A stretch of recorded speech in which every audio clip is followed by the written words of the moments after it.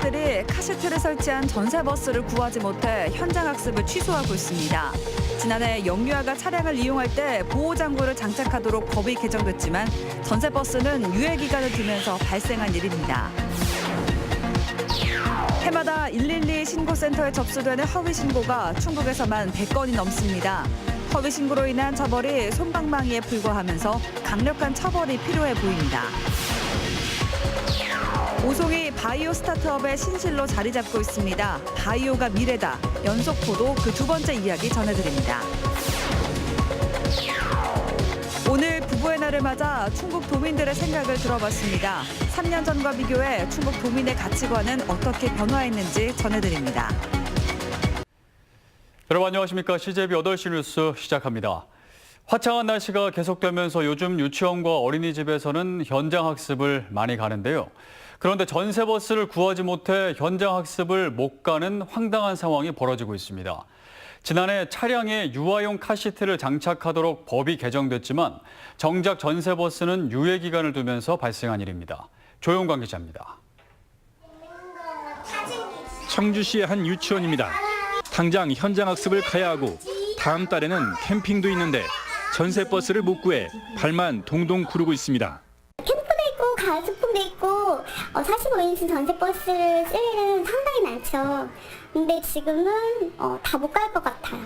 지난해 9월부터 만 6살 미만의 영유아가 차량을 이용할 때 보호장구를 장착하도록 의무화했지만 전세버스는 3년 뒤인 2021년 4월까지 적용을 유예했기 때문입니다.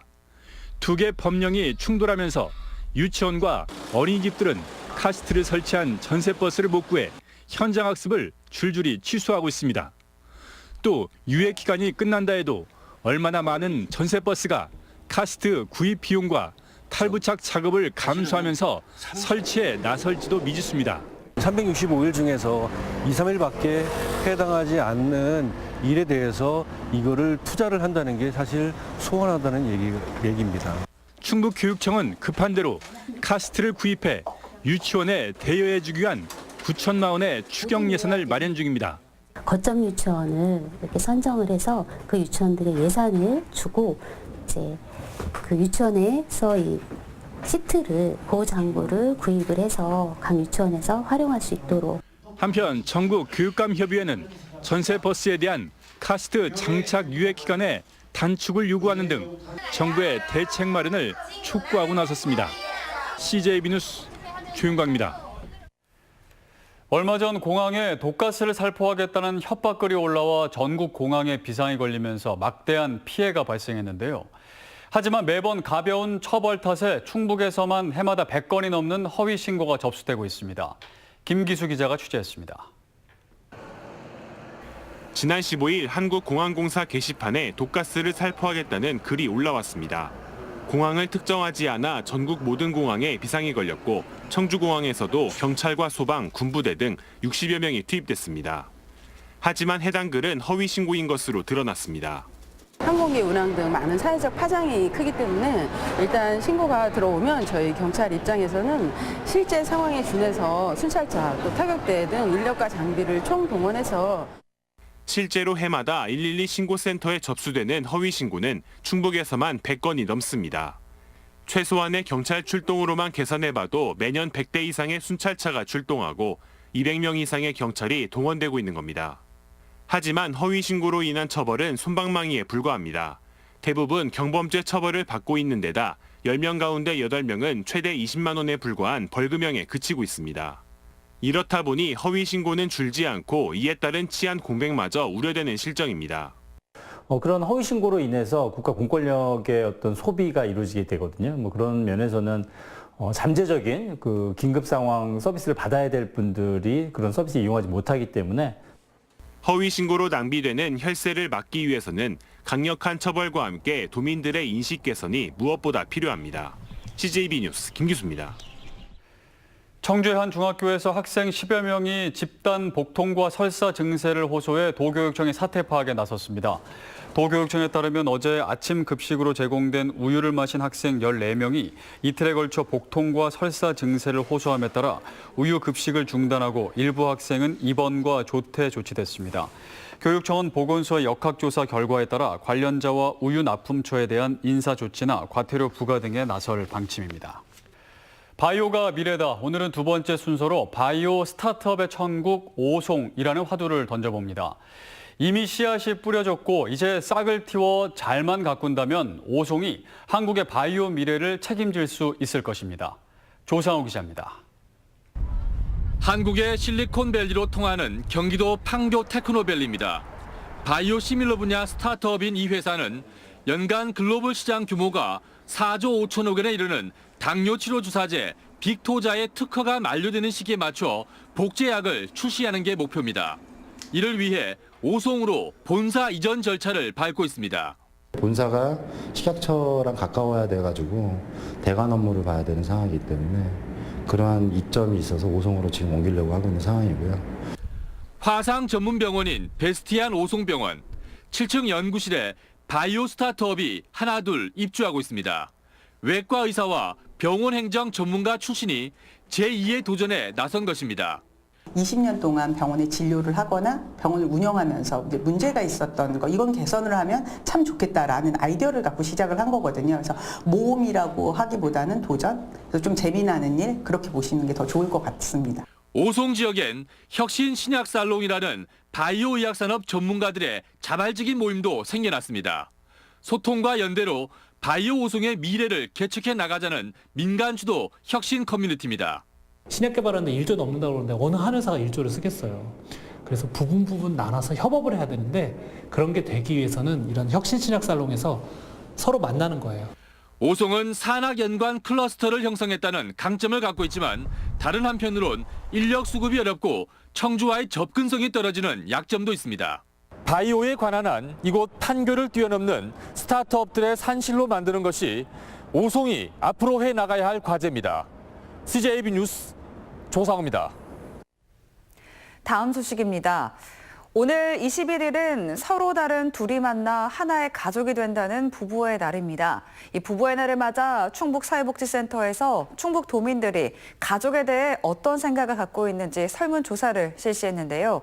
3년 전과 비교해 도민들의 생각은 어떻게 달라졌는지 정진규 기자가 전해드립니다. 충북도민 305명에게 가사 분담에 대한 생각을 물었더니 전체의 64.9%가 남녀가 공평하게 해야 한다고 응답했습니다. 3년 전과 비교해 10%포인트 넘게 증가한 수치입니다. 여성이 전적으로 책임져야 한다는 응답은 0.3%에 불과했습니다. 맞벌이 부부와 양성평등 문화가 확산하면서 가사 분담에 대한 생각도 변하는 겁니다. 결혼에 대한 생각도 바뀌고 있습니다. 결혼을 꼭 해야 한다는 생각은 소폭 감소했는데 결혼을 해도 하지 않아도 좋다는 중도층 의견이 크게 늘어 전체 응답자의 절반을 넘어섰습니다. 결혼에 대한 전통적인 가치관이 변화하고 있는 겁니다. 입양에 대한 생각도 마찬가지입니다. 출산이 어렵다면 입양을 적극 고려하겠다는 의견이 큰 폭으로 상승했고 여건이 된다면 입양을 하고 싶다는 의견도 늘어났습니다. 3년 전과 비교해 충북도민의 가치관은 전통적 형태의 가족 중심적 가치관에서 개인 선택적 가치관 쪽으로 이동하는 모양새입니다. 연령이 낮을수록 그런 좀 개방적인 생각을 많이 하고 있는 거에 대한 재미있는 결과를 좀 볼 수 있었거든요. 그래서 이러한 그 결과를 봤을 때 이러한 의식들의 변화가 좀 더 많이 있지 않을까라는. 이번 조사는 충북 종합사회복지센터에서 지난달 23일부터 열 하루 동안 충북에 거주하는 20세 이상 성인 남녀 305명을 대상으로 진행됐으며 표본 오차는 95% 신뢰 수준에서 플러스 마이너스 6.72%입니다. CJB 뉴스 정진규입니다.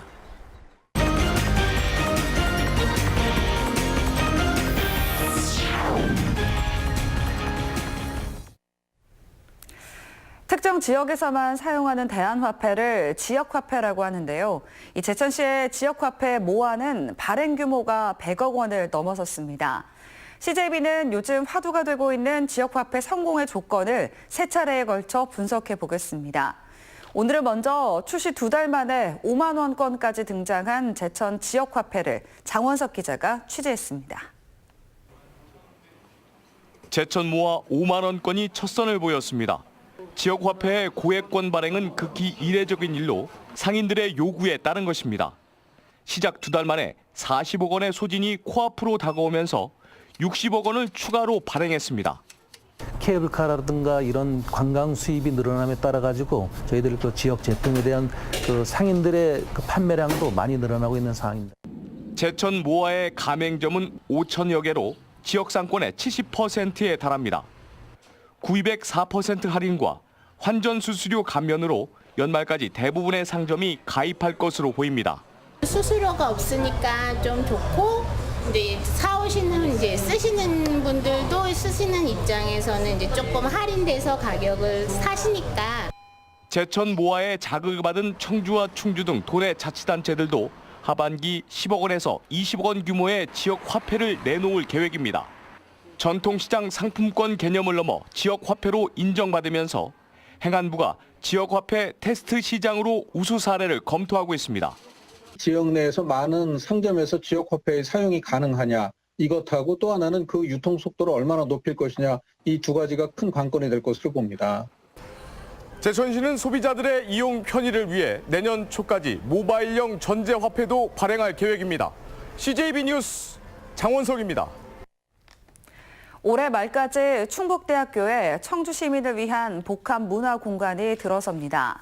한범덕 시장과 김수갑 총장은 오늘 복합 문화 공간 조성을 위한 업무 협약을 맺고 충북대 중앙도서관 여유공간에 시민 전용 문화 공간과 열람실, 스터디룸 등을 조성하기로 했습니다. 옥천군의회가 고향사랑 기부제 도입 촉구 결의안을 채택했습니다. 결의안에는 고향사랑 기부금 법을 조속히 도입해 도시와 농촌 간의 재정 격차를 줄이고 세액 공제 혜택 등 기부를 촉진하기 위한 방안 마련도 촉구했습니다. 고향사랑 기부금 제도는 14건의 관련 법률이 발의됐지만 모두 국회 상임위에 계류 중입니다. 제천시가 연이어 지역 대학생들을 위한 정책을 내놓으며 주목을 끌고 있습니다. 대학생 버스 할인에 이어 이번에는 200명이 넘는 지역 대학생들의 해외 연수비를 지원해 주기로 했습니다. 이태연 기자입니다. 제천시가 지역 대학생들을 위한 해외 연수비를 대폭 확대했습니다. 지난해 30명의 대학생들이 혜택을 받았다면 올해는 세명대와 대원대 학생 220명이 여름방학 기간 25개 나라로 배낭연수를 떠납니다. 지원되는 예산은 3억 원입니다. 그러니까 신입생들이 이렇게 줄어드는 현실에서 세명대학교의 그 경쟁력을 높여서 세명대학교에 이제 많은 학생과 유능한 학생들이 올 수 있도록 여행을 넘어서 각 팀마다 연구 주제를 정하고 연수가 끝난 뒤에는 보고서를 작성해 발표하는 시간도 가질 계획입니다. 비용적인 면에서도 그렇고 시간적인 면에서 그렇고 외국 진출에 대한 생각을 정말 생각도 못했는데 이런 기회를 통해서 좀 더 외국 진출에 무엇보다 이번 프로그램을 통해 대학생과 지역 사이 유대감이 형성된다는 데 의미가 있습니다. 학교가 일단 제천에 있는 게 그냥 아무 상관이 없는 게 아니라 되게 좀 큰 것 같아요. 유대감의 형성이 있어서. 우리 학교가 제천에 있다. 약간 이런 생각이 드는 것 같아요. 전국 최초로 대학생 버스요금 30% 할인을 추진하는 데 이어 해외 연수비 지원까지 제천시가 잇따라 과감한 대학생 맞춤 정책을 펴고 있는 가운데 주소를 이전하는 대학생들이 늘어나면서 최근 인구수 13만 5천 명 선을 회복하는 등 가시적 성과도 나타나고 있습니다. CJB 뉴스 이태현입니다. 다음 소식입니다. 충청북도와 제천시는 한국남동발전, 삼성물산 등과 협약을 맺고 연료전지 발전 사업을 공동 추진하기로 했습니다. 이들 기업은 오는 2021년까지 제천시 왕암동 2일반 산업단지에 2,800억 원을 투자해 연료전지 발전 사업을 추진합니다. 연료전지란 수소에너지로부터 전기를 생산해 효율이 높고 공해가 적은 발전 시설입니다. 올해로 창립 30주년을 맞은 충북참여연대가 창립 기념 토론회를 개최했습니다. 오늘 토론회에서는 지난 30년 동안 충북참여연대를 중심으로 한 지역 시민운동을 평가하고 향후 시민운동의 전망과 과제에 대해 학계와 시민단체 대표들이 논의를 벌였습니다.